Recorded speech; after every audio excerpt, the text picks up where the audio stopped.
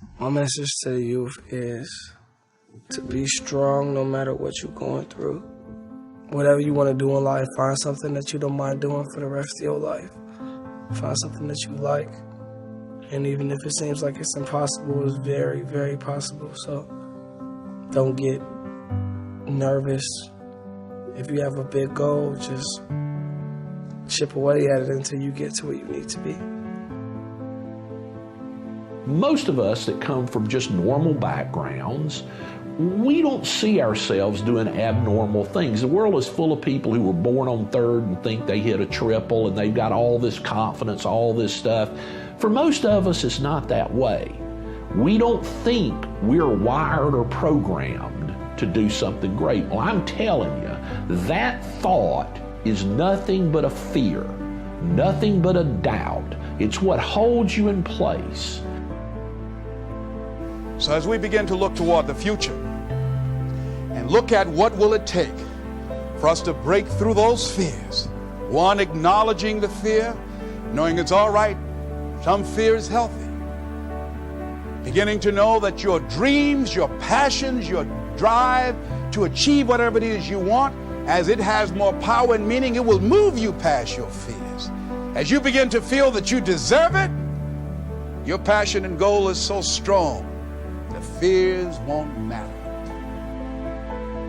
You've been given the dignity of choice. You don't have to repeat this year the same as last year. You can tear up last year's plan, develop a new plan. Now here's the choice on being a human being: to be part of all we were meant to be, or to be all, to strive for all, or half, or some. The choice is up to you to develop one skill or 10 skills. And this is all a matter of choice. And when someone says, no, you ought to learn 4, you've got to resist all that, because this is personal dignity. And you don't want to destroy someone's dignity by doing all the oughts, and then they feel reluctant to do it. Now we've got problems. You got to work hard on understanding you have within you the power to change, the power to do something great. And those fears are going to crop up, particularly in the middle of the night when you wake up and you're scared to death about what to do. They're going to crop up and they're going to hold you in place. Quite often, if you're trying something different, they crop up in the middle of your dreams. When you're asleep at night, those fears and doubts creep in. Understand, they're not real.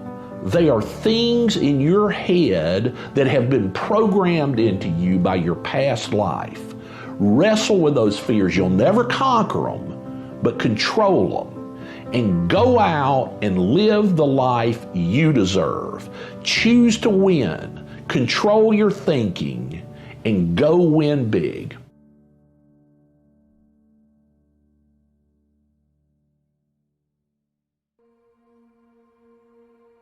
I'll never forget Mr. Washington said, Mr. Brown, yes, sir. What do you want to do with your life, young man? I said, sir, I want to be a disc jockey. He said, Mr. Brown? I said, yes, sir. He said, you got to be hungry. I said, what do you mean by that? He said, people that are hungry are willing to do the things today others won't do in order to have the things tomorrow others won't have. People that are hungry are willing to invest in themselves.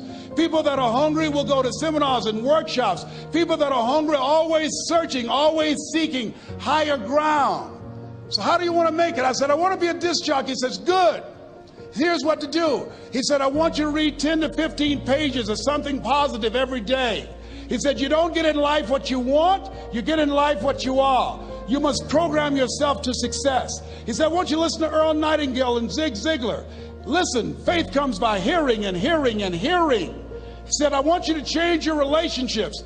And I don't want you to ever lose your hunger. I said, what do you mean by that? He said, people that are hungry are unstoppable. People that are hungry are no matter what people. They make it happen no matter what. He said, I want you to listen to Paul Harvey. Who is he? He's the world's greatest communicator. Success leaves clues, young man. Always listen and follow people who are doing what it is you want to do at the level you want to do it, and learn from them.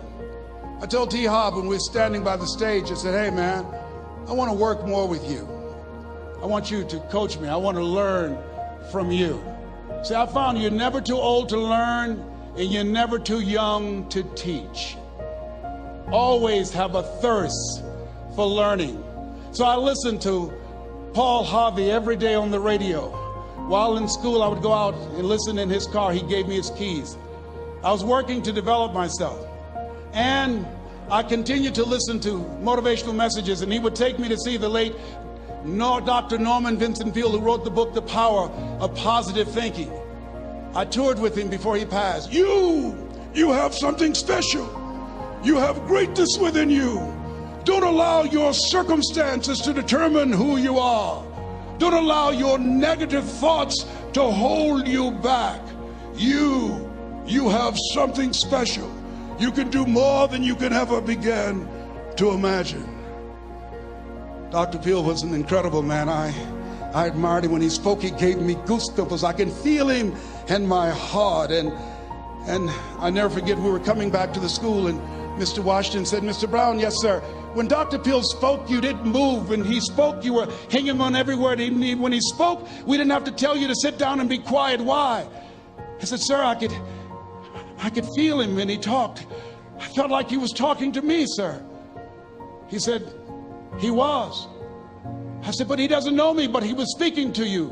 Did you feel him in your heart?" I said, "Yes, sir." He said, "Most people feel him in their head. If you felt him in your heart," he said, "listen to him, son. Follow him, learn from him."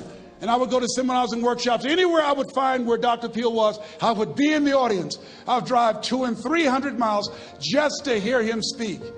And my dream and vision was to share the stage with him. I thought about it. What is your goal? What is your vision? I want you to hold it in mind. There's some power in that. Because when I became involved in speaking, I never forget, I got a call from Og Mandino, who wrote the book, The Greatest Salesman in the World. He said, "Les, I'm stuck in Philadelphia. I need to be in Kankakee. Dr. Norman Vincent Peale is appearing. I can't make it. I heard you're in Chicago." I said, "Yes, I am. Can you go and open for me?" I said, "Yes, man. Oh, my God. Dr. Peale," I said, "Yes, I'd love to do it." And I went there, and I came. I said, "Hi, I'm Les Brown." He said, "You're not the band renowned?" I said, "No, I'm Mrs. Mamie Brown's baby boy. I'm here to speak." He said, "Come backstage." And his wife, Martha, was there. And she said, "Papa, Les Brown is here, the speaker." And he said, Les Brown, shoot for the moon. Because even if you miss, you'll land among the stars." I said, "Sir, that's my quote. I wrote you when I was in the 11th grade. I was a part of a special education class project. That's my quote." He said, "I know. I end all my speeches with that quote."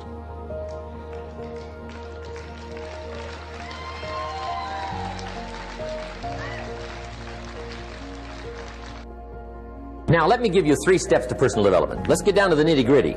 What does it take to really make the changes starting tomorrow? It takes more than philosophical pronouncement. I know that. It also takes more than enthusiasm. I know we're hearing a lot about enthusiasm these days, but see, that just won't do the job. We're still hearing the old cliches of the 30s, right? To be enthusiastic, you must act enthusiastic. But see, that's not going to help. After you have leaped about, there are some things you got to do, or it isn't going to change. See, you can get all excited about lifting 200 pounds till you get to the gym, and then you need a new excitement. And the new excitement is called discipline. Major step to human progress. Discipline. If there's one thing to get excited over, that's it. Get excited over your ability to make yourself do the necessary things. What could you make yourself do starting tomorrow that would change it all? No! Tell. Now see, that's exciting. On any given day, you can massively change the direction of your life. Murder is a clear example that any one person on any given day can forever alter the course of their life. It just happens to be a negative act. But just as sure as you can commit a negative act, you can also commit a positive act and forever alter your life. Whenever you wish. Now that's exciting. And whatever that act might be that changes your life, the guy finally takes a shotgun to his car and blows out every window, destroys every tire, puts 100 rounds in this shabby old thing. And he says, "I have driven this embarrassing thing for the last time. And not only will I never drive it again, nobody else will ever drive it again." And he lets that shuddering thing stand there for a while as a monument to the day he said, Today my life changes. Now who can do that? Anybody. When can you do it? Whatever day you pick. Now here's the key to discipline. Start with the little disciplines, get excited over the little disciplines, and get right on those, because those will lead to the big ones. You can't handle the big challenges in life unless you take on the little ones. Make a list of all the things you can do, get right on those. Discipline yourself for those, both for the results and for the muscle and for the practice. So that when life hands you some big challenges, you'll be ready, you'll have the muscle. But see, if you don't handle the small ones, you can't take care of the big ones. Okay, here's what else it takes for life change. Self-motivation. Key phrase, self-motivation. I don't know why we call it self-motivation. It's really the only kind there is. You got to motivate yourself. Because I found out you can't change people. They can change themselves, but you can't change them. Lord knows some I've tried. But see, it won't work. People have to change themselves. I learned some of those lessons early.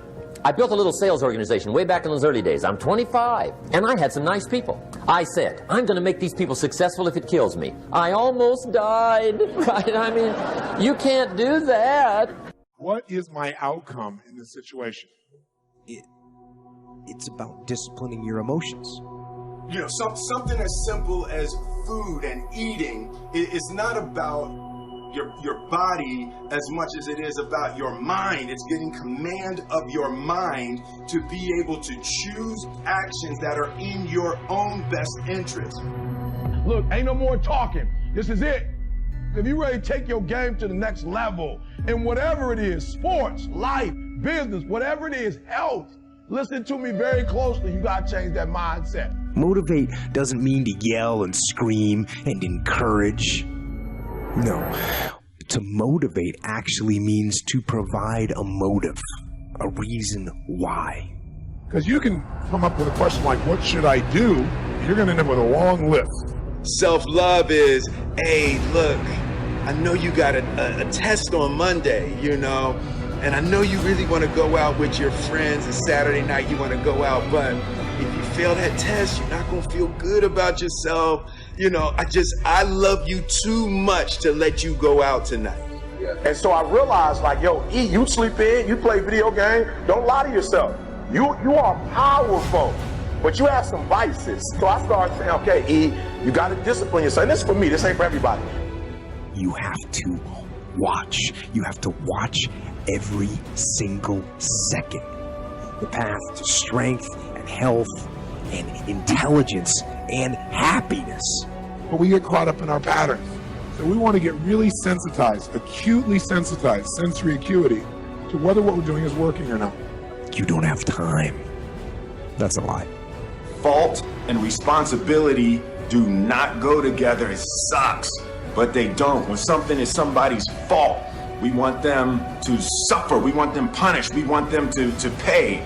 We want it to be their responsibility to fix it, but that's not how it works, especially when it's your heart. Once you put away your phones and your computers and all that you have nowadays, that's great. We're up to date. But your brain is the only thing you have when you're going through depression. So cast out the lies. Earn them down. I can't swim. I'm negative buoyant. Go back again. I can't swim. Go back again. Go back again. Go back again. I got it. An incessant fight that doesn't stop against weakness and against temptation and against laziness. It's a campaign of discipline.